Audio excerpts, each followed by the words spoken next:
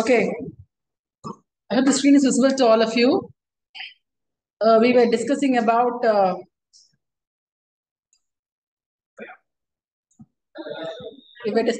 demand. So demand is nothing but a desire for commodity.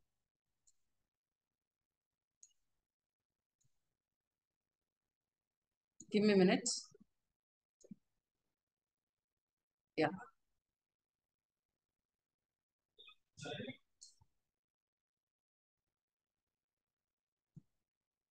Demand can be defined as a desire for commodity backed by willingness and ability by a process. So this was the thing we were discussing. And law of demand is nothing but people purchases more of something when the price of that item fall. Okay, this means nothing but according to law of demand, when the price decreases, demand increases. This is what happens. Okay, the quantity of some item that are willing and able to purchase during a particular period of time decreases as the price rises. Okay, what they're telling us, I'll explain you this point. Okay, last question. When the price, can you mute your audio?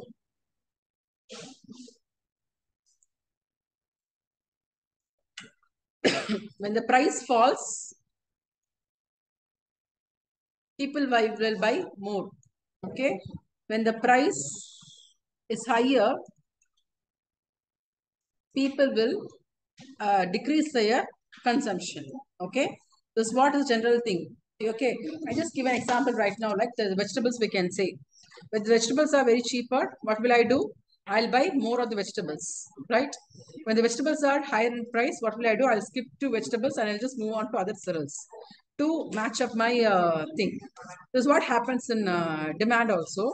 Okay, demand rises when the price decreases. Okay, so what happens? What they're telling is, imagine, I'll give you an example for this.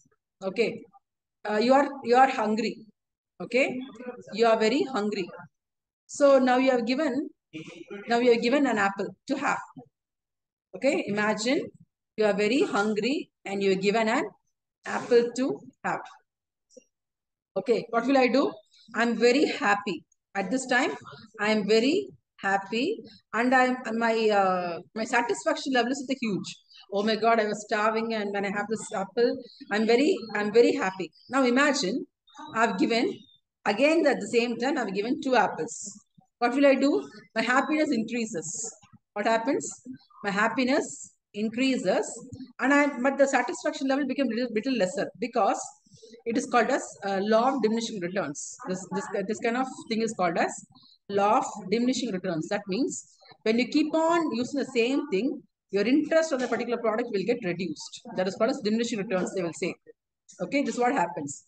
Imagine when I given 3 apples at the same time, what will I do? Now I had already had 3 apples. Now again I've given a 4th, 5th, 6th apple. What will I do? I'm saying, okay, please, my hunger is gone. Just kindly leave me. I will say like that, right? So what happens when you keep on giving the same thing again and again?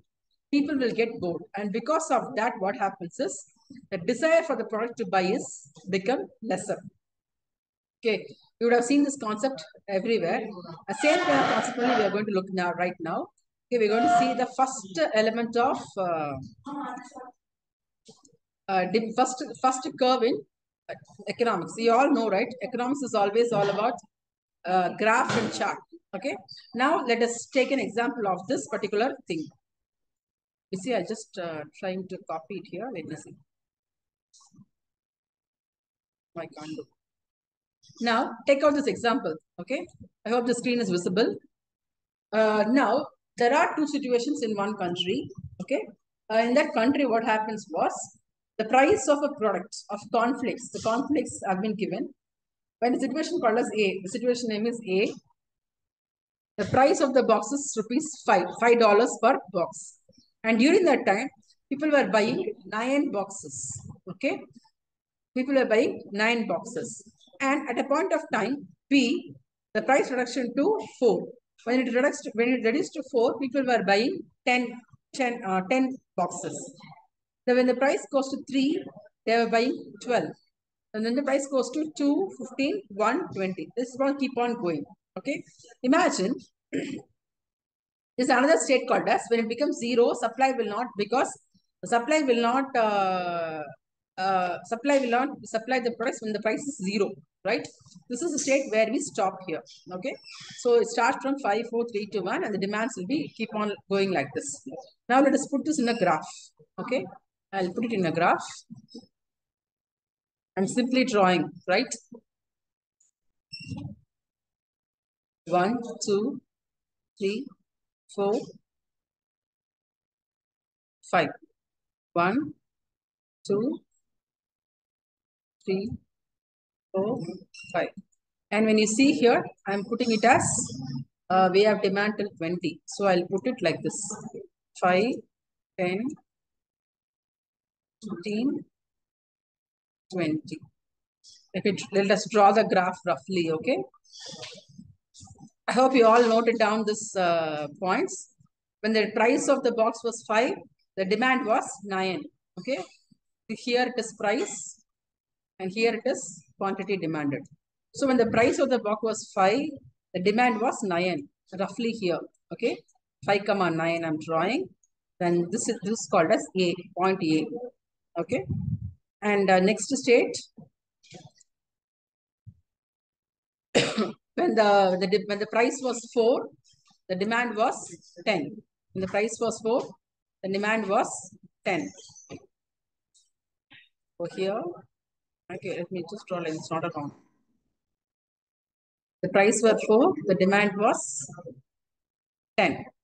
And this is called as B point. And the next one is 3, 12. 3 and somewhere here 12. Okay. So this is called as C point. The D point is when the price was 2, the demand was 15. This is D point. And last one is E. When the price was 1, the demand was 20. Okay, this is called as E. Now, if I join these lines, okay. See, I have not drawn the graph properly with plotted points. So I'm getting a curve like this. When you plot it properly, you can get a good curve. And this kind of thing is called as demand curve. Okay. So here the demand curve looks like this. The same thing, you can see it here. It is coming like this. Okay. This is called as demand curve. Okay. Now, here a concept coming. That concept is called as diminishing returns. Okay. Two concepts are coming here. The one is diminishing. I'll tell you when the class are going, I'll explain you these points again. Now, as of now, we note it down. Okay. Now we can see. So what they're telling is when the price reduces, people will buy more. I just told you right before some time, I told you about gold. Okay. When the price of the gold were less, I will buy more. Okay. The price is less, the buying will be more by the customers. When the gold increases, what will I do? I will reduce my buying level. This is the main concept in economics, what we follow. Okay, what is it? When the prices were less, we'll buy more. When the prices are huge, we'll buy less, right? The next curve is what? The demand curve is a graph of demand schedule. I told you, right? This is called as demand curve. Demand curve. Okay, this is what has been given it here. A demand curve is a graph of demand schedule. The demand curve slopes downwards because as price falls, quantity demand increases. This is what I'm telling right now. When the prices fall, quantity demand increases. Okay. So here they have drawn it. What we have just did, they have drawn it in a proper graph sheet. Okay. Next. Now, let us see how this market demand is affecting.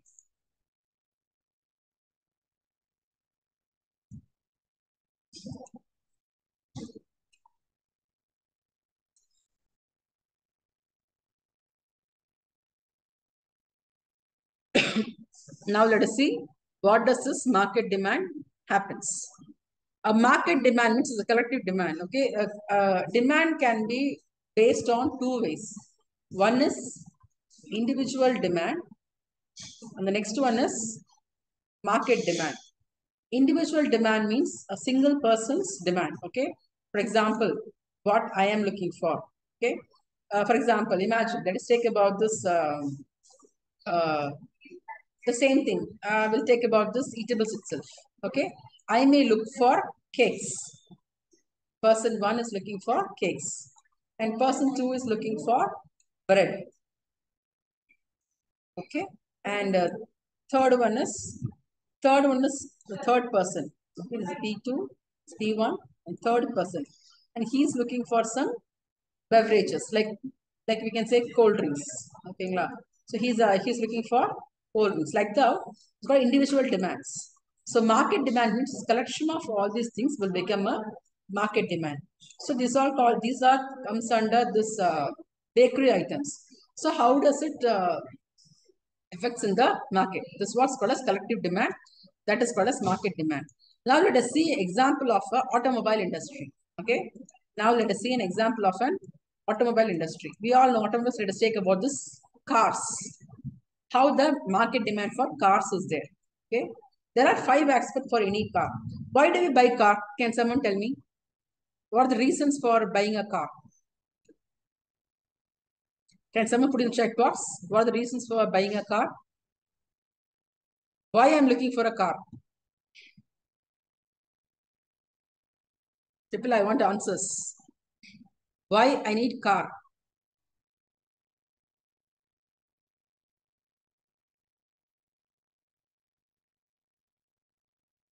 Luxury life. Very good. For comfortable traveling. Good. Any other reasons? Living luxury life. Okay, 1 point. Comfortable traveling. Any other views, Kana?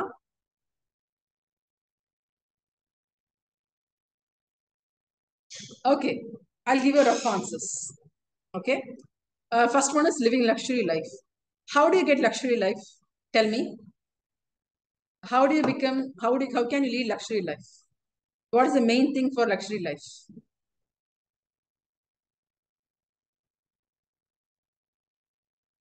The main thing for luxury life is money, right?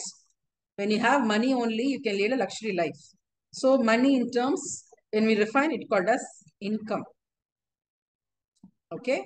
And second one is comfortable traveling you have given. So comfortable traveling means safety.